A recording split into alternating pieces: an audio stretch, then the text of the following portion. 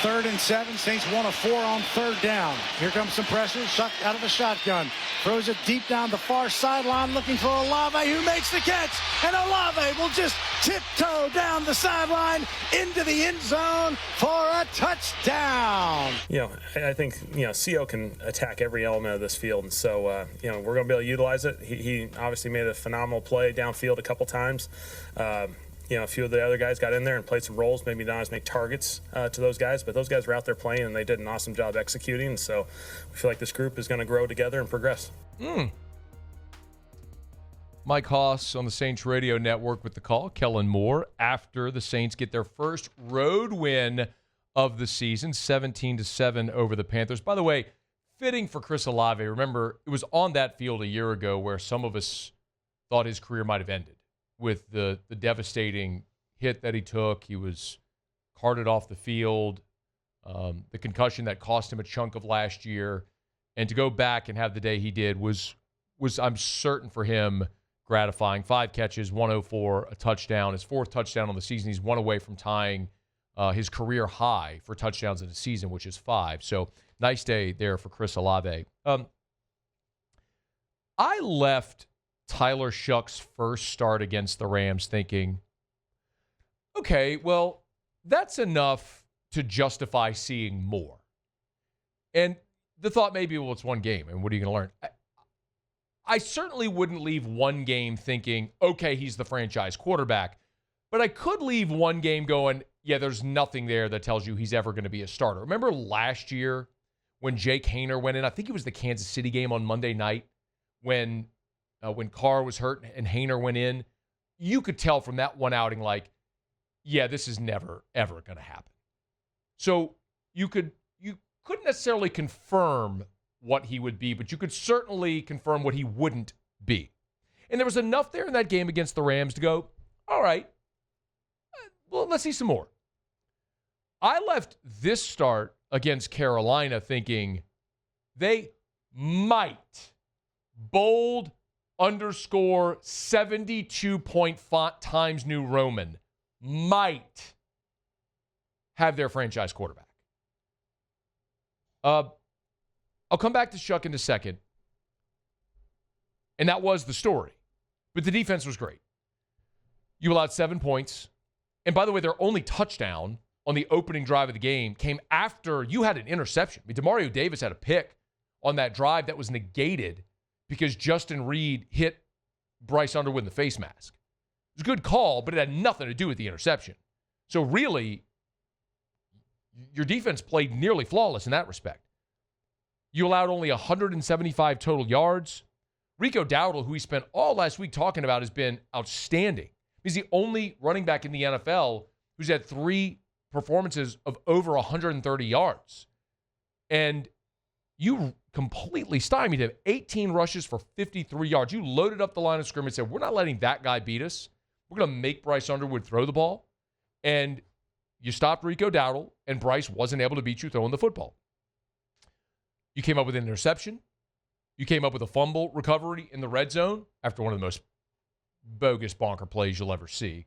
When the Saints block a field goal that goes forward, you touch it, it's muffed, they recover, and then ultimately they would fumble on that drive. But the defense came up with a stop on 4th and 1. Remember, they threw short. Granderson came up with the hit. The defense was awesome. A defense that has been much maligned, hasn't stopped the run, not very good in the back end. And this was a game where they played outstanding. Now, it wasn't flawless. You had a snap infraction that cost you an opportunity to field goal at the end of the first half.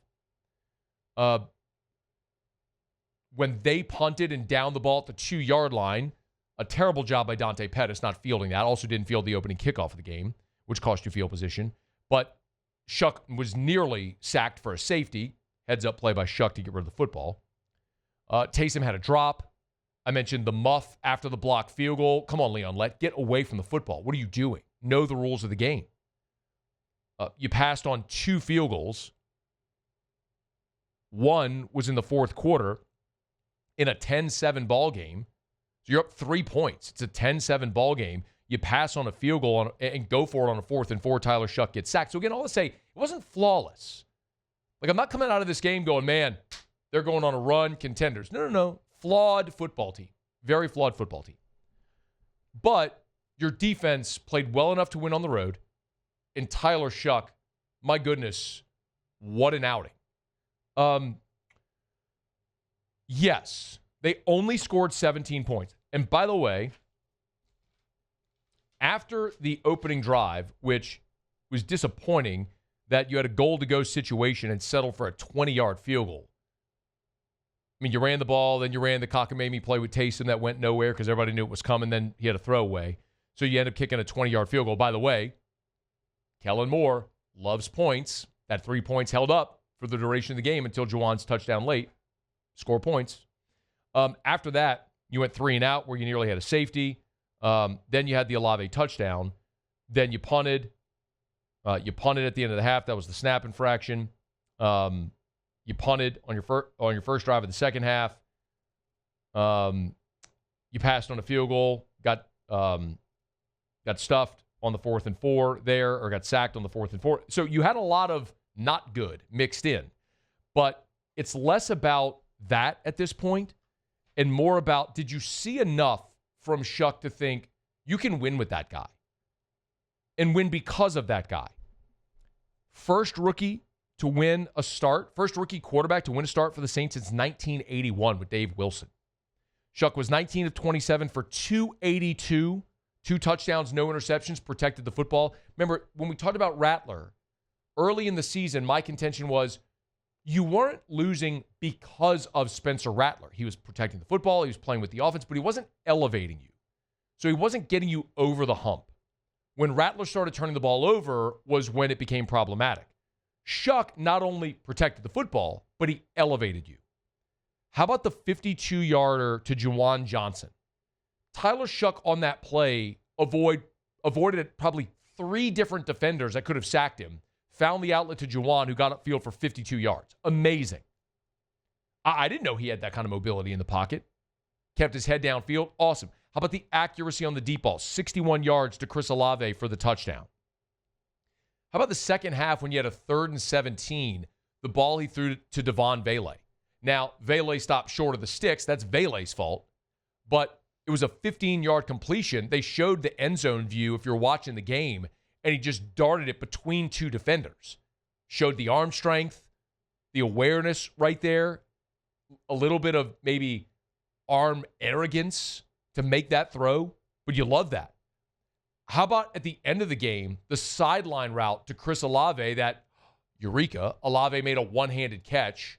Stunning that a guy that was a first-round pick could actually make a tough catch. But credit Olave, he made it. How about Shough putting the ball on him right there? Yeah.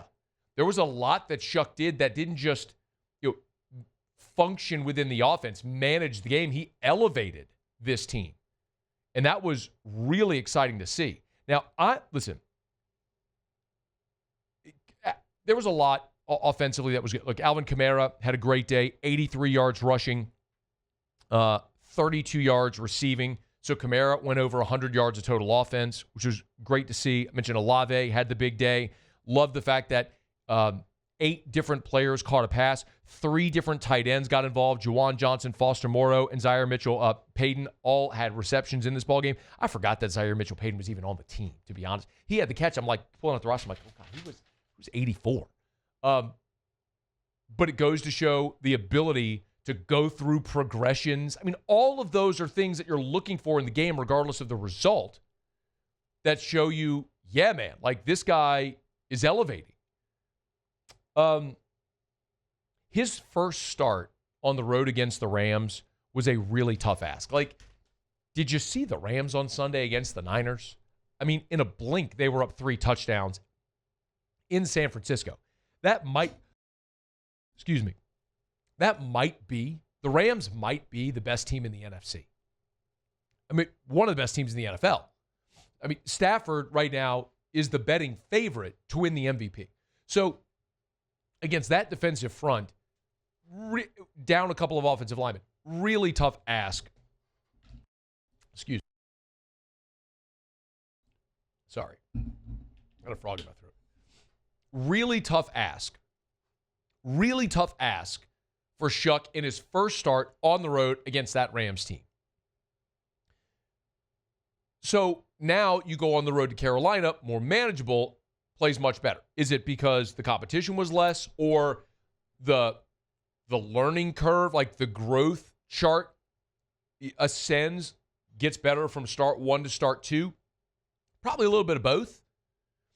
And now you have your bye before you welcome in the Falcons. The Falcons just lost in Berlin on Sunday. It's a bad Atlanta team that you have certainly another chance to get a win at home against a bad Falcons team. Oh, by the way, he also did this after you traded your best weapon in Rashid Shaheed, and you traded Trevor Penning. Not that Penning was any great shakes, but he was still one of your starters. And you were without Taliese Fuaga. So Asim Richards was starting at right tackle. So the offensive line in front of Tyler Shough in this road game was a rookie left tackle, Dylan Radins at left guard, Luke Fortner at center, Caesar Salad at right guard, and Asim Richards at right tackle. We talked so much about all they invested in the offensive line, where you had 4 first-round picks and a second-round pick in McCoy. You had none of that. I mean, you had Caesar Salad and a rookie left tackle out there. I mean, what? The fact that Shough was able to do that, considering the supporting cast, on the road in his second career start, making the plays he did in the face of pressure, getting 8 different pass catchers involved. Yeah, man. I'm not here to ordain Tyler Shough the Saints franchise quarterback.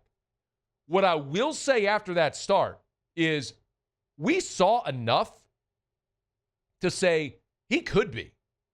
He could be the guy. And over the next 8 games, man, am I interested in seeing, over the next 7 games, I'm interested in seeing how much better he might be able to get. Because if he continues on this trajectory, we're no longer talking about using your first-round pick in April on a franchise quarterback. You're talking about using it on a cornerstone piece to support Tyler Shough. And oh, by the way, if you hit on Tyler Shough, again, this hypothetical, if Derek Carr's retirement wiped away a giant chunk of your salary cap issues. So if you have a rookie quarterback or starting quarterback on a rookie deal, you've, because of Carr's retirement, fixed a bunch of your cap hell issues. Maybe you can go be competitive in free agency to attract guys to come play with Tyler Shough. And my goodness, if you just don't waste your draft capital, you might be able to build a talented roster around your guy. It's a lot of ifs, a ton of ifs. I'm not trying to overreact to one win. But we all know this as objective fact. You cannot win or compete for anything of substance in the NFL if you don't have an elite level starting quarterback. I'm not saying we know the Saints have that. I'm saying at kickoff Sunday, they didn't. We knew they didn't. Now we can say, they might. It's a good place to be. Saints beat the Panthers 17-7. They go into their bye. They'll welcome in Atlanta a week from Sunday. Hey, thanks so much for watching. Please leave your comments. I love to interact. And be sure to hit the red subscribe button below.